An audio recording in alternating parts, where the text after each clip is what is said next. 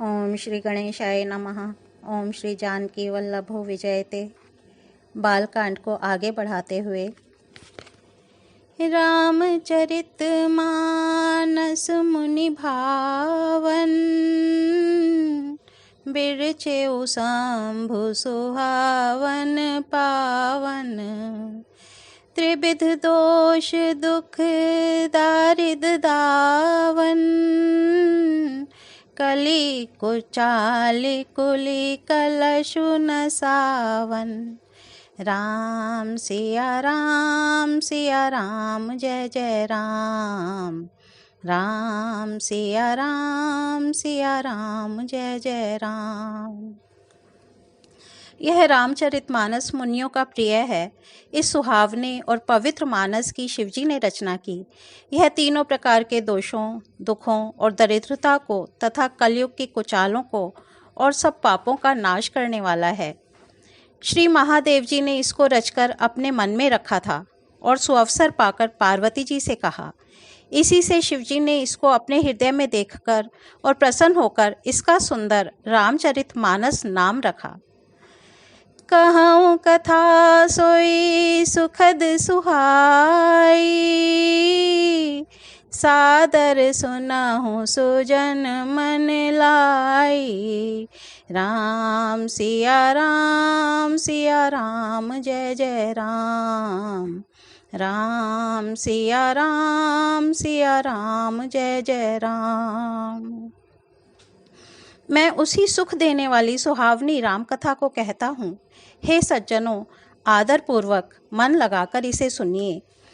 यह रामचरितमानस जैसा है, जिस प्रकार बना है और जिस हेतु से जगत में इसका प्रचार हुआ, अब वही सब कथा मैं श्री उमा महेश्वर का स्मरण करके कहता हूँ। श्री शिवजी की कृपा से उसके हृदय में सुंदर बुद्धि का विकास हुआ, जिससे यह तुलसीदास श्री रामचरितमानस का कवि हुआ।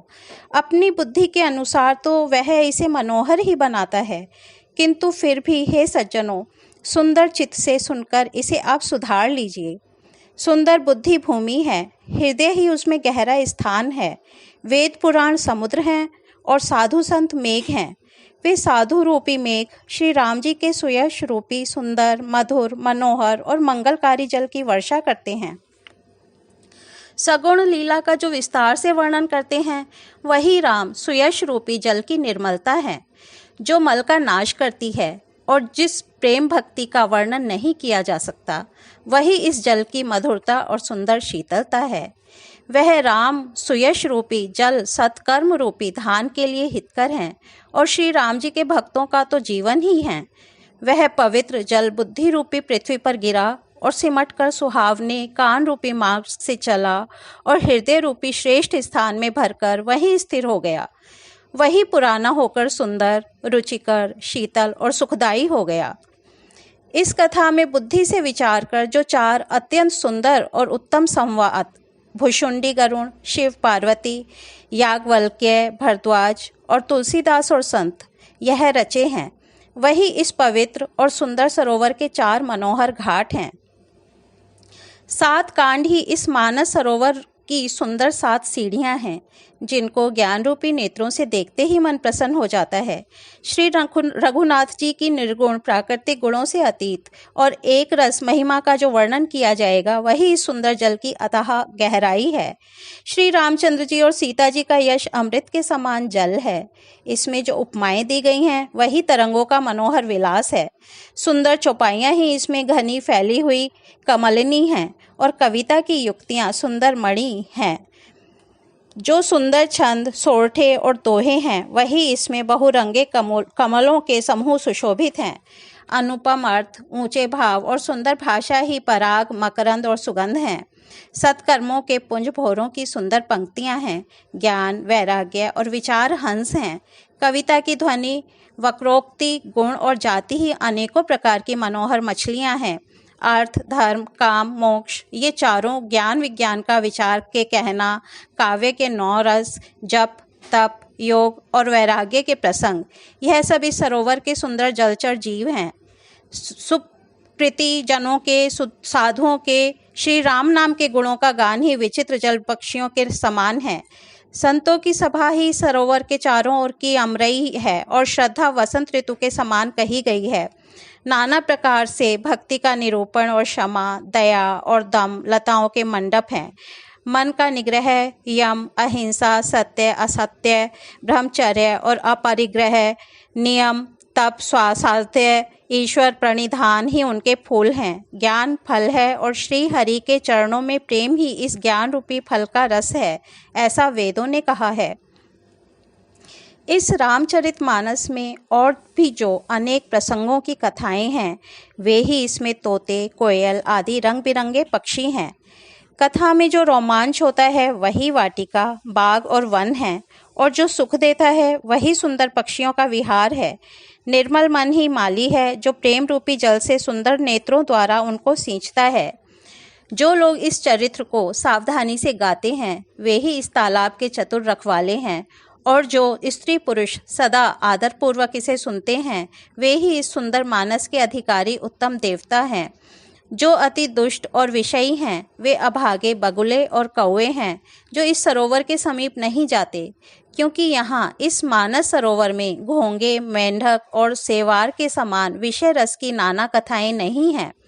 इसी कारण बेचारे कौवे और बगुले रूपी विषयी लोग यहाँ आते हुए हृदय में हार मान जाते हैं, क्योंकि इस सरोवर तक आने में कठिनाइयाँ बहुत हैं। श्री राम जी की कृपा बिना यहाँ नहीं आया जाता। घोर कुसंग ही भयानक बुरा रास्ता है। उन कुसंगियों के वचन ही बाघ, सिंह और सांप हैं। घर के कामकाज और गृहस्थी के भांति भांति के जंजाल ही अत्यंत दुर्गम बड़े बड़े पहाड़ हैं। मोह, मद और मान ही बहुत से बीहड़ वन हैं, और नाना प्रकार के कुतर्क ही भयानक नदियां हैं। जिनके पास श्रद्धा रूपी राह खर्च नहीं है और संतों का साथ नहीं है, और जिनको श्री रघुनाथ जी प्रिय नहीं हैं, उनके लिए यह मानस अत्यंत ही अगम है। अर्थात श्रद्धा, सत्संग और भगवत प्रेम के बिना कोई इसको नहीं पा सकता। कोई मनुष्य कष्ट उठाकर वहाँ तक पहुँच भी जाए तो वहाँ जाते ही उसे नींद रूपी जूड़ी आ जाती है। हृदय में मूर्खता रूपी बड़ा कड़ा जाड़ा लगने लगता है, जिससे वहाँ जाकर भी वह अभागा स्नान नहीं कर पाता। उससे उस सरोवर में स्नान और उसका जलपान तो किया नहीं जाता, वह अभिमान सहित लौट आता है।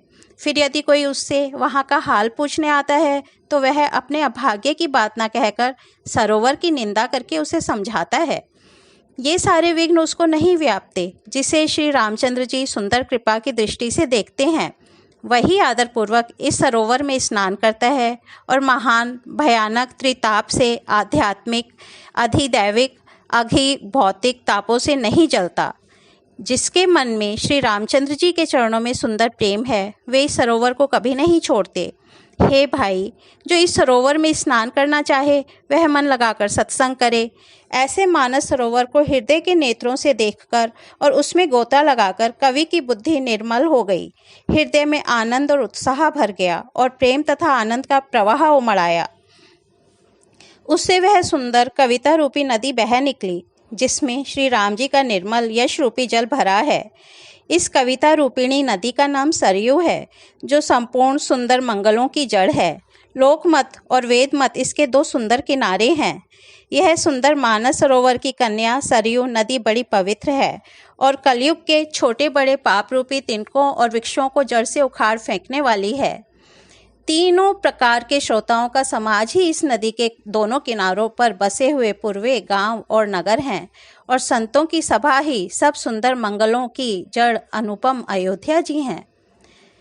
श्रोता त्रिविध समाज पुर ग्राम नगर दुहकुल, संत सभा अनुपम अवध सकल सुमंगल मूल। सियापति राम जय जय राम, मेरे प्रभु राम जय जय राम। आज बालकांड को यहीं विराम देते हुए कल आगे बढ़ेंगे। धन्यवाद।